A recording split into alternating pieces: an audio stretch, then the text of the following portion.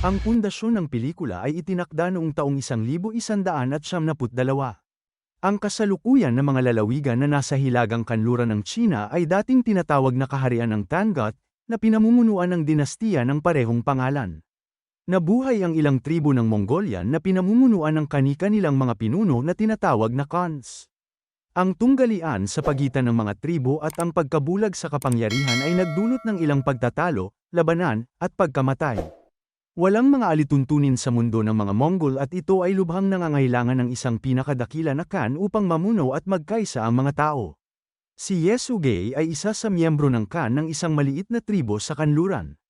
Sa simula ng pelikula, naglalakbay siya kasama ang kanyang mga tauhan at 9 gulang na anak na si Temujin upang maghanap ng mapapangasawa ng bata. Sa gabi ay huminto sila sa tribo ng isang kaibigan upang magpahinga.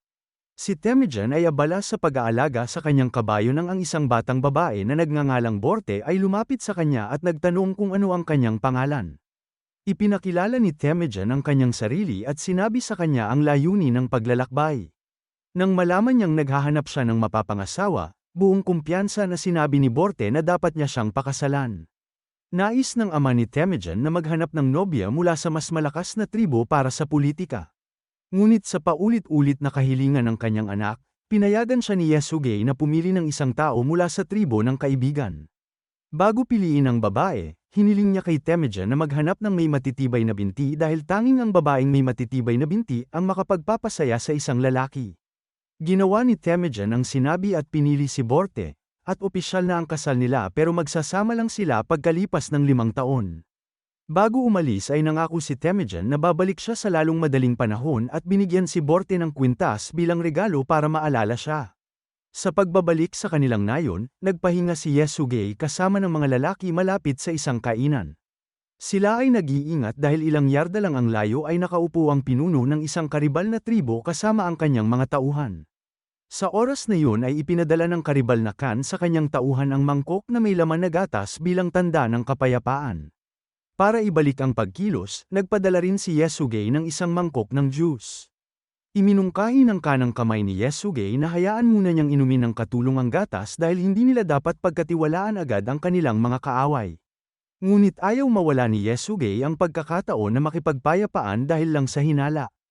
Inubos niya ang laman ng mangkok at ganoon din ang kalaban na Khan. Ilang sandali pa ay nagpatuloy sila sa paglalakbay ngunit pagkalipas ng ilang minuto ay nagsimulang sumakit ang dibdib ni Yesugei, at doon ay nahulog siya sa kabayo at namatay. Malinaw na sinamantala ng mga kalaban ang kanyang kabaitan at nilason siya. Ang kawawang si Temujin ay pumunta sa kanyang ama ngunit ang kanyang mga tagasunod ay wala nang pakialam.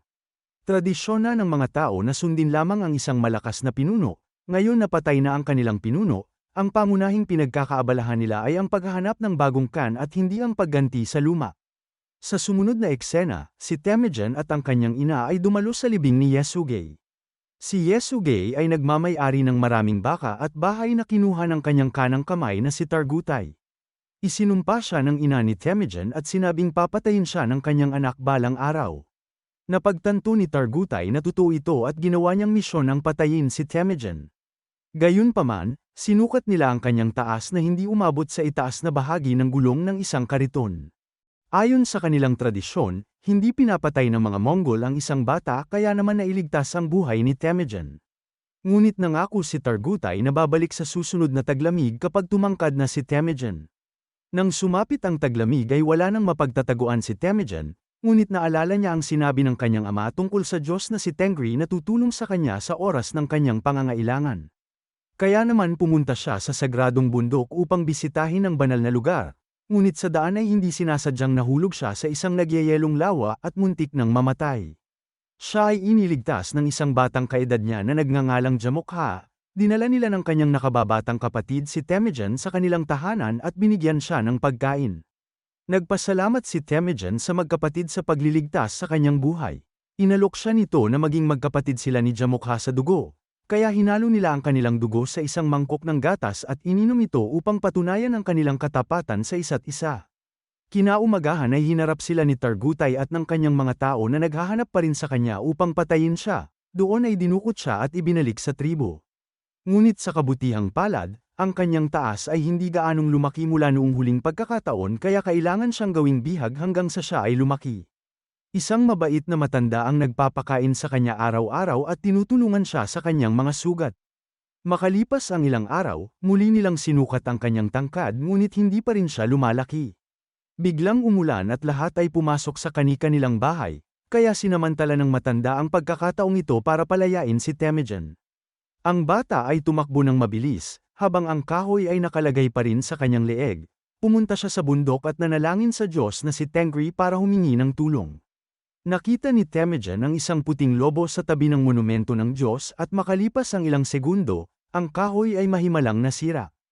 Ang eksena ay lumipat sa taong 1186, si Temujin ay matanda na at nagtatago pa rin mula kay Targutay at sa kanyang mga tao. Matapos ang isang taon na paghahanap, nahuli nila siya at nilagyan muli ng isang kahoy sa leeg. Sa pagkakataong ito, sapat na ang kanyang taas kaya mababa ang tsansa na mabuhay siya. Gusto ni Targutay na makita siyang nagmamakaawa para sa kanyang buhay ngunit si Temujin bilang maprinsipyong tao, ay tumanggi na gawin ito. Bilang resulta, nagpasya si Targutay na pahirapan siya ng dahan-dahan sa halip na patayin siya sa isang iglap. Ang matandang tumulong kay Temujin ilang taon na ang nakakaraan ay pinapakain pa rin siya ngayon. Nakiusap siya kay Temujin na iligtas ang kanyang buhay sa kanyang pagbabalik upang ipaghiganti ang pagtrato sa kanya. Nang dumilim, pinuntahan ni Targutay si Temujin ng mag-isa at kinutya siya. Dahil abala ang lahat, sinamantala ni Temujin ang pagkakataon na atakihin ang kalaban at patayin ito sa pamamagitan ng paulit-ulit na pagpapatama sa kanya ng kahoy. Pagkatapos nito, tumakas siya mula sa nayon at muling nakaligtas sa kamatayan.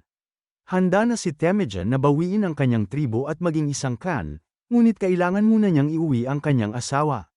Pumunta siya sa tribo ng kanyang biyenan sa unang pagkakataon mula noong 9 na taong gulang siya. Lumaki si Borte at naging isang malakas at magandang babae, ibinunyag niya na hinihintay niya siya mula nung huli niya itong makita. Nakatanggap si Temujin ng kabayo bilang dowry at umalis kasama si Borte. Ang dalawa ay pumunta sa kanyang ina at kapatid na babae pagkatapos ng ilang taon, at buong puso silang tinanggap ng pamilya.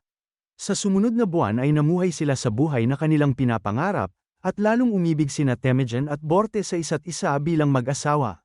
Ngunit lumitaw ang problema ng isang araw ay inatake sila ng tribo ng Merkit. Noong unang panahon, kinuha ng ama ni Temujin ang kanyang ina mula sa tribo ng Merkit. Ito ay nangako na maghihiganti sa tamang panahon at ito ay naruroon na ngayon upang kunin si Borte mula kay Temujin. Ang mag-asawa ay sinubukan na tumakas ngunit si Temujin ay pinatamaan ng isang palaso at si Borte ay kinuha upang maging asawa ng isang karibal na Khan. Nang bumuti na ang pakiramdam ni Temujin, alam niyang kailangan niyang bawiin ang kanyang asawa ngunit hindi niya ito magagawa ng mag-isa. Kaya naman pumunta siya sa kanyang kapatid sa dugo, ang lugar ni Jamokha. Si Jamokha ay naging Khan ng isang makapangyarihang tribo, pumayag siyang tumulong ngunit pagkatapos lamang ng isang taon dahil abala siya sa isang gawain. Lumipas ang isang taon sa isang kisap mata at umalis ang dalawa kasama ang kanilang mga alip-ores upang salakayin ang tribo ng Merkit. Pinatay nila ang lahat ng kanilang mga tauhan at ninakawan ang lugar bago nahanap ang buntis na si Borte sa isa sa mga bahay. Napatay niya ang isang lalaki na ang bangkay ay nasa kanyang tabi. Agad na sinabi ni Temujin na sa kanya ang bata at saka muling kinuha si Borte. Sa gabi ay ipinagdiwang nila ang kanilang pagkapanalo, at sa ngayon ay nakapagtipon na si Temujin ng isang grupo ng mga taga-sunod. Hinihiling nila sa kanya na ipamahagi ang mga ninakaw na baka at hindi tulad ng karamihan sa mga Khan, si Temujin ay nagpapanatili lamang ng 10% para sa kanyang sarili at ibinibigay ang natitira sa kanyang mga kasama. Nag-alok pa siya ng mas maraming paninda sa pamilya ng mga lalaking namatay sa labanan. Nakita ito ng dalawa sa mga tao ni Jamokha at nagpas siyang sumali sa tribo ni Temujin. Dahil pinapayagan ang mga Mongol na pumili ng kanilang sariling mga Khan, walang magagawa si Jamokha tungkol dito. Ngunit maliwanag na nakikita niya ito bilang isang pagtataksil. Sa sumunod na eksena ay nakita ng mga sundalo ni Temujin ang isang lalaking sinusubukan na nakawin ang kanilang mga kabayo, hinabol nila siya at napatay ng hindi sinasadya. Ang magnanakaw pala ay walang iba kundi ang nakababatang kapatid ni Jamokha. Pagkatapos ng insidente ay ginawang misyon ni Jamokha na patayin si Temujin at kinalimutan na siya ay isang kapatid sa dugo. Nakipag-ugnayan siya sa isa pang tribo at gumawa ng pag-atake sa tribo ni Temujin. Alam ni Temujin na ang kanyang mga tao ay hindi maaaring manalo sa labanan dahil napakarami ng kalaban. Gayunpaman, pinaalis niya ang mga babae at mga bata at pinalaban niya ang mga lalaki ng buong lakas. Kahit na sila ay nakapatay ng ilang mga kalaban, si Temujin ay nahuli pa rin sa dulo. Kapatid pa rin ang tawag sa kanya ni Jamukha at hinihimok siyang humingi ng tawad. Ayaw niyang pumatay ng taong may natitira pang lakas at pagmamalaki sa sarili, kaya sa halip ay ginawa niya itong alipin at ibinenta sa mga broker. Si Temujin at ang natitirang bahagi ng kanyang mga tauhan ay pinalakad ng ilang milya sa disyerto upang marating ang lungsod na pinamumunuan ng Tangut Dynasty. Pagkatapos nito ay pinanatili sila sa bukas na lugar para tingnan at bilhin ng mga tao ayon sa gusto nila. Isang mataas na opisyal mula sa dinastiya ang pumunta sa merkado isang araw at nagpakita ng interes na bilhin si Temujin. Gayunpaman, ang kanyang tagapayo na monghe ay nakita si Temujin at masasabing hindi siya ang perpektong tao na dapat gawing alipin. Sa tingin niya, si Temujin ang magiging katapusan ng buong makapangyarihang dinastiya. Tinawanan lamang ng mamimili ang pahayag at binili pa rin si Temujin. Pagkatapos ay itinago siya sa isang hawla bilang isang taong lubhang kakaiba na nakikita at pinagtatawanan ng mga tao. Araw-araw siyang dinadalaw ng monghe at humihingi ng tawad, nakipagkasundo siya kay Temujin na kung hahanapin niya si Borte ay hindi sisirain ni Temujin ang monasteryo pagdating ng panahon. Habang hinahanap si Borte sa mga disyerto, nawala ng malay ang monghe at namatay. Sa kabutihang palad, siya ay natagpuan ni Borte na kinikilala ang kwintas na mayroon siya bilang kanyang pag-aari sa loob ng ilang taon. Nalaman niyang buhay pa ang kanyang asawa at pumunta siya sa lungsod para hanapin. Dahil ipinapakita ng buo si Temujin sa mga tao ay agad niya itong nahanap. Nang gabi ring yun, sinuhulan niya ang isang bantay at tinulungan si Temujin na tumakas. Nagulat siya nang makitang lumaki ng husto ang kanyang anak at may pangalawang anak na si Borte. Nag-aatubili siyang sumama sa ibang lalaki upang mapakain ang kanyang mga anak. Mas mahal siya ni Temujin para sa kanyang mga sakripisyo at sinabi sa batang babae na siya ang kanyang ama. Umuwi ang pamilya sa kanilang tahanan sa kanayunan at masayang namumuhay sa loob ng isang buwan. Natuwa ang mga bata sa kanilang ama at nakikipaglaro sa kanya sa lahat ng oras. Pagkatapos isang araw, nagkomento si Borte na ang lahat ng mga Mongol ay pare-parehong masama, magnanakaw, at pumapatay. Ang komento ay minuto ngunit ito ay gumagawa ng isang malaking palaisipan kay Temujin. Nagpasya siyang iwanan ang kanyang pamilya upang pag-isahin ang maraming tribo at lumikha ng mga panuntunan sa mundo ng mga Mongol, kahit na kailangan niyang patayin ang kalahati ng mga tribo para dito. Ang tatlong pangunahing tuntunin na dapat nilang sundin ay, huwag patayin ang mga babae at bata, labanan ang mga kaaway hanggang sa huli, at huwag ipagkanulo ang iyong kan o pinuno. Umabot ang eksena sa taong 1176. Tulad ng ipinangako ni Temujin, nagawa niyang magtipon ng hukbo ng mga Mongol sa kanyang panig, na pinag-isa ang ilang tribo at gumawa ng sarili niyang malaking tribo. Ang tanging hadlang sa kanyang paraan upang maging ganap na emperador ay si Jamukha, na mayroon ding hukbo ng mga tagasunod sa likod niya. Ngayon, ang dalawang magkapatid ay nakatayo sa larangan ng digmaan kasama ang kanilang mga sundalo para sa isang pangwakas na laban. Nagsimula ito at nagmamadaling ipinadala ni Jamukha ang unang grupo para makipaglaban. Si Temujin ay handa sa digmaan habang si Jamukha ay walang mga plano, dahilan kung bakit marami sa kanyang mga tauhan ang napatay. Pagkatapos ng mga oras ng mahaba at mahirap na labanan, nanalo si Temujin at nahuli ang mga nakaligtas na tropa ng kaaway kabilang si Jamukha. Ang mga tropa ay kinuha bilang mga tagasunod ni Temujin sa halip na patayin. Ang kilos ay nagpapasalamat at tapat sa kanila sa kanilang bagong pinuno o Khan. Ang matanda na minsang tumulong sa kanya sa pagtakas ay ginawang tagapayo ng tribo. Ngayon, ang tanging bagay na natitira ay ang gumawa ng paghatol para kay Jamukha. Ang magkapatid ay nakaupo sa isa't isa at nag-uusap tungkol sa kung gaano kalayo ang kanilang narating sa buhay. Ipinagmamalaki ni Jamukha na napatay niya ang kanyang kaaway kung siya ang nasa posisyon ni Temujin ngayon.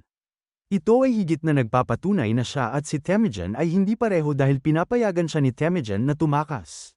Bilang paggalang sa kanyang kapatid at sa pagmamadali na ginawa niya upang lumikha ng hukbo, pinatawad siya ni Temujin at hinayaan siyang umalis.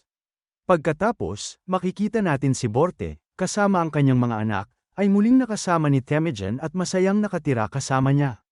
Sa huli, isinalaysay na noong taong 1206, si Temujin ay ginawang Khan ng lahat ng Mongol na pinangalanang Genghis Khan.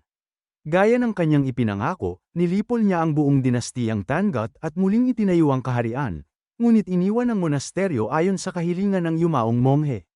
Sa hinaharap, siya ang naging tagapagtatag ng kabuuan ng imperyo ng Mongol, ang pinakamalaking magkadikit na imperyo sa kasaysayan. Dito na nagtatapos ang kwento, sana ay nagustuhan mo ito. Kung hindi ka pa nakasubscribe ay mag-subscribe ka na upang matulungan mo ang channel na ito. Mag-comment ka na rin tungkol sa kwento. Salamat!